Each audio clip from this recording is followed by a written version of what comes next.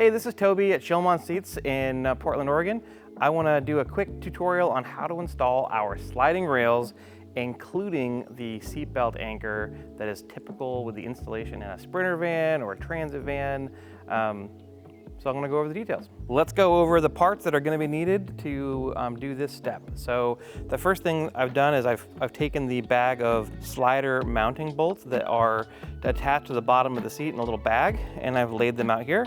We've got a really nice high quality 5mm Allen wrench that we include in the kit. I've got a soft faced mallet, and then we have the actual parts. So the flat sliding rails, the release handle, and the seatbelt anchor itself, along with a sliding rail spacer. There's a few different configurations that we use these seatbelt anchors in, and sometimes they are needed on both sides of the seat. So for instance, a 2017 Sprinter van without swivels, you'd actually need one of these on both sides. So one here and then another one that goes the other way on that side.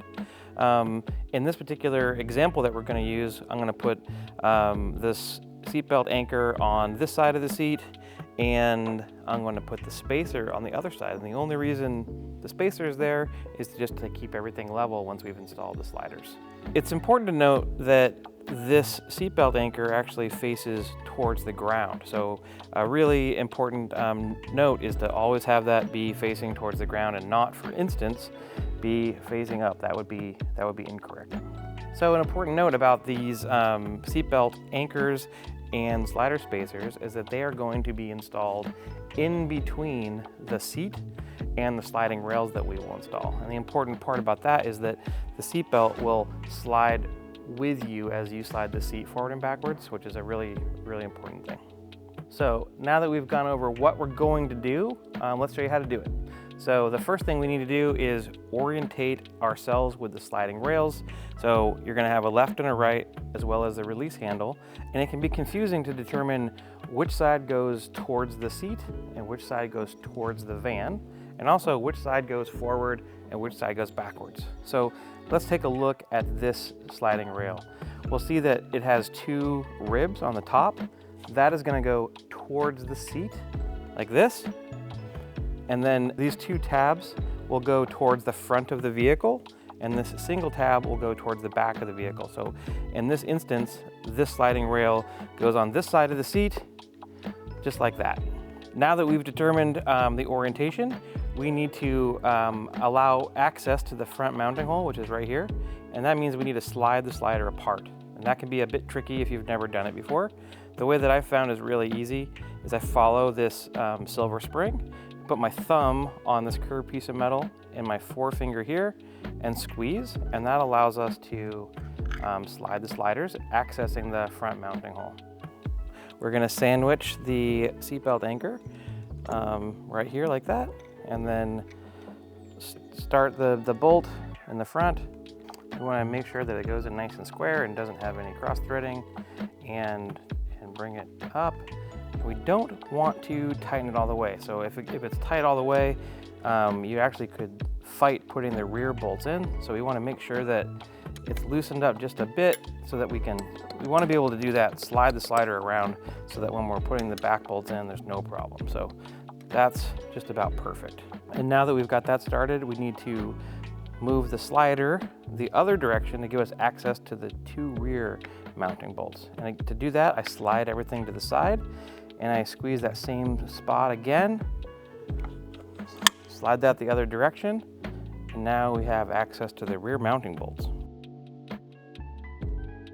And these, once both are started, we can tighten them fully. So now that the rear two mounting bolts are tightened, we can move over to installing the other slider with the spacer.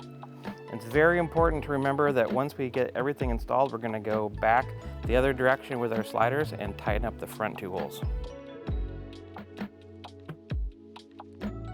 So that was a little bit too tight, so I'm going to release it a little bit so I can move everything around.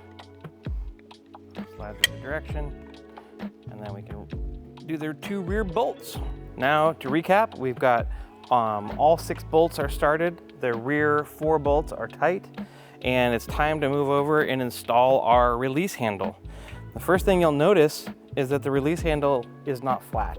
And if we put it on a flat surface and push down, we can see that there's a bend in it that goes like this.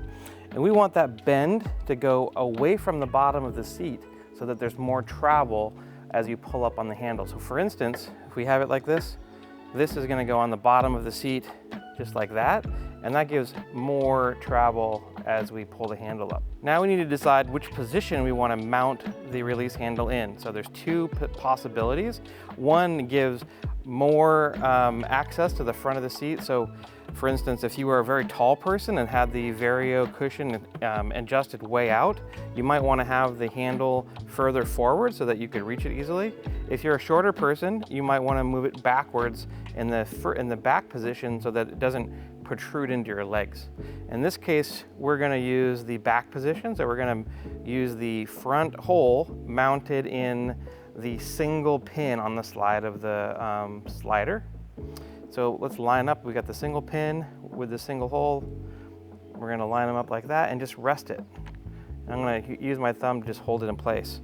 As I do that, I come over to the other side, and we're going to gently spring the release handle together and place it on the single pin on this side. So we have the front hole on the single pin, and it's ready to kind of bring into home position. So I'm going to use a soft mallet to just tap this in place, and we're going to see that the front two prongs are going to have friction on the release handle and hold it in place. So like that.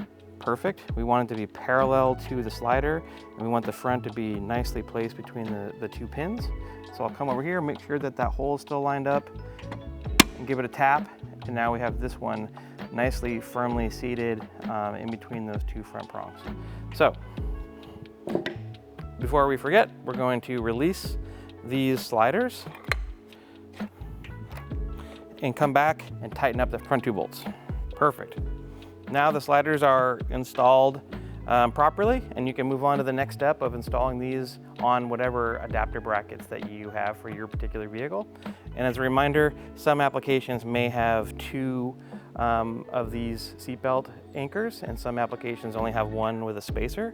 We do use a synthetic grease inside the sliders, and it's possible that when you're installing them, you might have got some on your fingers and then actually got some on your brand new seats. If that happens, you want to use a really high quality leather or leatherette cleaner. You can use just a little bit on a clean rag, and then we can go in with our fingerprints and gently get those off of there. Perfect.